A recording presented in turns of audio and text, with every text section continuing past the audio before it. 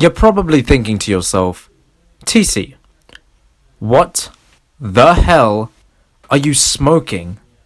Well, good sir, by the hairs of my chinny chin chin, I accept your skepticism and shall respond in kind. So prepare your mind, because it's about to be blown.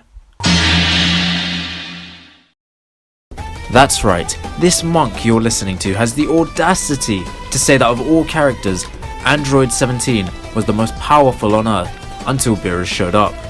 I honestly do stand by that because trust me, once you hear Man Out, you'll be amazed because sometimes my genius it's almost frightening.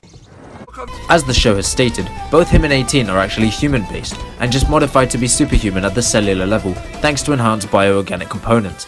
This makes them both more human than machine, with the only real mechanical parts being the deactivation controller and the bomb that was eventually removed by Shenron, along with their source of infinite energy. Android 17 was introduced in chapter 349 of the Dragon Ball manga and episode 133 of Dragon Ball Z. Dubbed Lapis at birth, he was kidnapped by Dr. Gero for experimentation along with his twin sister Android 18, and it was by his hand that he was made into what most fans call an android, or to some, a cyborg, but in reality, he is actually neither. Unlike androids such as 16, these two have the ability to become stronger like any normal human, because they're just augmented superhumans. However, their enhancements allow them to get far stronger at a much faster rate than your average human from training. They also have infinite energy. So with the refresher course over, let's get right into this theory. But first, do you ever just watch your favorite anime and think, damn, I wish I could get that on some clothing or jewelry that'll really represent me? Well, I've got you, and so do the lads over at Kaioken Clothing, because they are ready to hook you up. They got hoodies, they got t-shirts, and they got accessories from all your favorite anime. You ever thought Bakugo's costume was wavy and always wanted to wear it? Well, now you can. You ever need some protection? Well, now you can get your very own Saiyan armor on a t-shirt? No way! And if you're an accessory lover like your boy and thought, I want a ring with a bit of panache, well, look no further than the time rings from Dragon Ball, or even these hidden leaf rings from Naruto. Personally, the black's my fave. And with such a huge range of designs on all their anime merchandise, I'm sure they'll be able to cater to any, and I mean any, of your needs. So what are you waiting for exactly? That's what I thought. So get your ass off your seat and use my link in the discount code TELBY to get 10% off any of your purchases in the description and become a true anime fan today. Now, the foundations of my argument come from the astronomical difference between the God forms and the regular Super Saiyan forms. From official material, we know that Super Saiyan is 50 times stronger than base form, Super Saiyan 2 is 2 times Super Saiyan, and Super Saiyan 3 is 4 times Super Saiyan 2, meaning that when Goku goes Super Saiyan 3, he is 400 times stronger than his base form. When Goku fought Beerus on King Kai's planet in Battle of Gods, his Super Saiyan 3 clearly did not even require 1% of Beerus' power, and this is because no matter what Beerus may have said, he never used anything above 50% of his power to beat Super Saiyan God Goku. Not even anywhere close. Honestly, I wouldn't even say 10% because it is clearly stated various times Super Saiyan Blue is stronger than Super Saiyan God in every way. And remember Goku used Kaioken on top of it in Dragon Ball Super? Well, if this is the case, since Kaioken is a 2 times multiplier, alright, had Super Saiyan God brought out 50% of Beerus' power, then Kaioken times 2 on top of the more powerful Super Saiyan Blue form would have therefore been stronger than Beerus at 100%, which is clearly not true because, as we saw in the manga, Beerus wasn't even going all out and could still one-shot a post-Future Trunks saga perfected Super Saiyan Blue Vegeta. Plus, in that very same scene with the Kaioken, Beerus, yes, he was worried, but that's because, considering how enormous his power is, Goku had somehow a mere mortal had managed to get, I wouldn't say, probably above 20% maybe with the Kaioken times 10.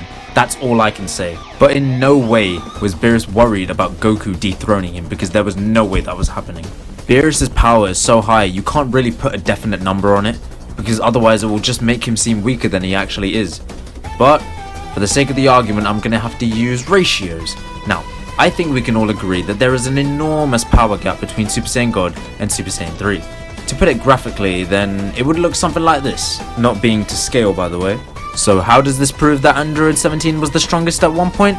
Well, when he first arrived, he was around Super Namekian Piccolo level, and could only beat Piccolo because his stamina was infinite.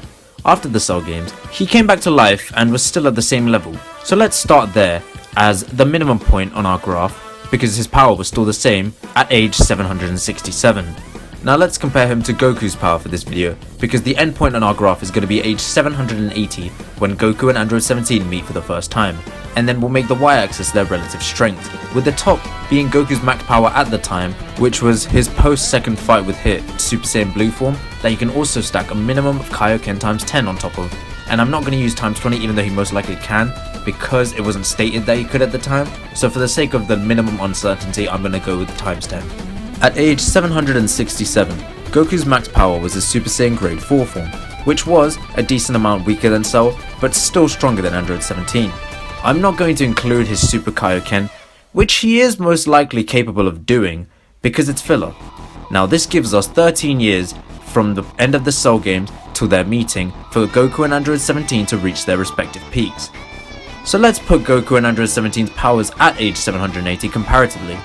As you would expect, Android 17 is significantly weaker than max power Goku because obviously he can use Super Saiyan Blue with Kaioken.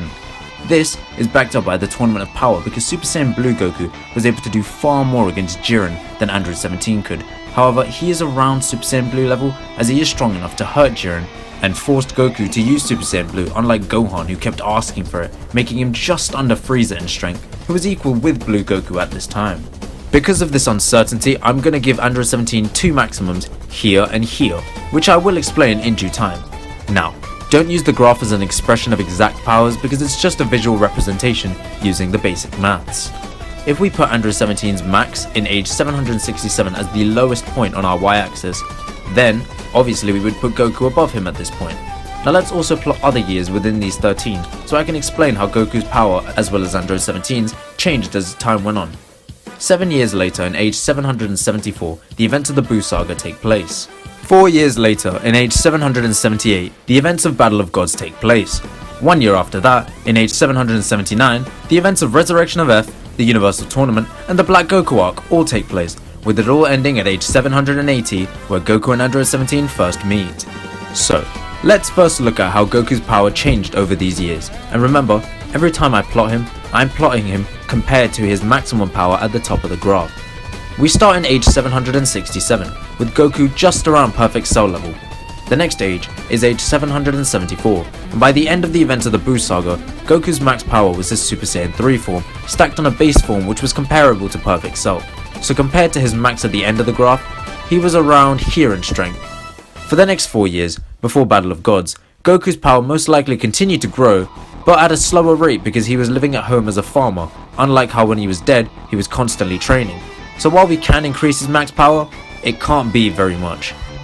By the end of the events of Battle of Gods, Goku has now received his greatest power increase of his life, after achieving Super Saiyan God, bringing him up to here in a matter of minutes, from which point he goes back to farming for 6 months and at some point between then and Resurrection of Earth, learns Super Saiyan Blue, giving him another jump in power, where he's pretty used to the Super Saiyan Blue form by the end of Resurrection of Earth, leaving him here.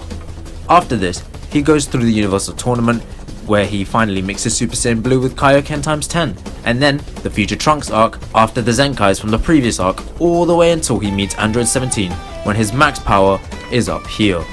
So as we can see, Goku only managed to get his max power to where it is because he got a taste of the God Ki. But what would have happened if he didn't, and just continued to live life the same? Well, even if we give him the rate of progression he had when he was dead, and constantly training in the preceding 6 years, he'd only get around here, using his Super Saiyan 3 form as his max, that is. Now obviously this isn't definite, but it does make sense with the trend. Now let's take a moment to consider what Android 17 has been doing for the last 13 years. Once brought back to life after the Cell games, he then met with his sister 18, who explained to him what had happened and how the bomb was removed. After this, they went their separate ways to find new lives, and it was during this that 17 met his soon-to-be wife, who was actually a park ranger, by helping her defeat some poachers. Since he was so strong, he became a park ranger himself and was assigned to look after an island called Monster Island, on his own not very long after. He also had a kid and adopted 2 others, and spent the rest of those years working as a park ranger. Recently, a new bit of information was revealed, and that's the fact that 17 actually tamed the Cell Juniors after they regenerated from their destruction at the hands of Gohan, and actually allowed them to live on the island. To do this, he would have to be stronger than Cell, because the Cell Juniors are around his power level because they were able to give full power Vegeta and Trunks trouble at the time. Aside from this, all we know from Android 17 is that he's been training consistently for the last 13 years, until he met Goku, and no sudden increase in power has ever been implied or released to us, meaning that his increase in strength from imperfect Cell level to Super Saiyan Bluish level had to have been gradual, because no crazy power boosts were ever mentioned or implied, just constant training, which leads to a gradual increase in strength. And from the graph, where you can see that this would mean 17 would be significantly stronger than Goku very quickly after the Cell games. Side note, if you weren't happy with Android 17's increase, there's no point being sad about it, considering Frieza got to Super Saiyan Blue level in 4 months, and Gohan, he wasn't Super Saiyan Blue level, but he got pretty strong in about 2 days. Like, he went from Boo Saga level to around maybe a Super Saiyan Godish level in about 2 days, so there's really no point complaining about how strong Android 17 got in 13 years, mind you. Now, the low maximum I gave 17 was actually the same as the first time Goku went Super Saiyan Blue when he fought Frieza, and the higher one was around Super Saiyan Blue from the Future Trunks arc, and I believe that he would definitely be within this power level range, because he's definitely first appearance of Super Saiyan Blue level, at least by all the feats he was able to show, and scaling him this slow still shows that by progressive development of his abilities, unlike the sudden spikes for Goku, he was actually the most powerful character on Earth before Goku became a Super Saiyan God. Obviously, it's uncertain when he actually became the strongest initially, because we don't really know how quickly Vegeta caught up to Gohan and how quickly Gohan then regressed, but from this, we can see that at some point within the first 2 years, Android 17 surpassed everyone in strength. Now, if anyone wants to get technical and say, then why didn't he show up to fight Majin Buu? While I could give the easy answer and say Toriyama forgot about him or didn't see any need to bring him in, I'll answer it properly by saying that since he can't sense energy and his energy can't be sensed, Super Buu's human extinction attack couldn't have hit him. However, he would have died when Kid Buu blew up the Earth, as just like Vegeta, he can't breathe in space, so like Vegeta did in Resurrection of F, he would have died, because at the end of the day, he's still a human, just augmented at the cellular level, so he still needs to drink and breathe and stuff. That, however, won't change the fact that he was by the maths the strongest character on Earth, until Goku became a Super Saiyan God at least. Now obviously the show writers just made him strong so he could compete and win the tournament. However, I realized that since Android 17 claimed to have grown naturally, it only makes sense that he was the strongest during this time. While many of you may disagree, you'll only be able to convince me using maths or any other evidence to do with Android 17's power growth. Whether you agree or not though, you can't deny we all loved watching him in the Tournament of Power, because this man, he went on to even win and resurrect all the destroyed universes. And people still have the nerve to say Apple is better than Android. Please. Anyways, that was why Android 17 was the strongest character on Earth until Goku became a Super Saiyan God. And to be honest, if he continued to train, then from the numbers, he would become stronger at a much faster rate than Goku and Vegeta with just normal training, potentially even surpassing them. However, thanks to the manga, we now know that Goku can activate Ultra Instinct at will. Well, the Omen version anyway, and Vegeta will be getting some crazy new technique, so they're going to be getting huge boosts in power again, leaving my boy in the dust. But at least we can respect the fact that aside from Frieza and Gohan, he's the character with the most potential in the show, and every universe owes him their debts. Also, if any of you want some wavy looking anime t-shirts, hoodies or accessories, remember to check out Kaioken clothing in the link below, using the code TELBY for 10% off. So once again, I appreciate you man taking your time to watch this video. Leave a like, subscribe, and bless.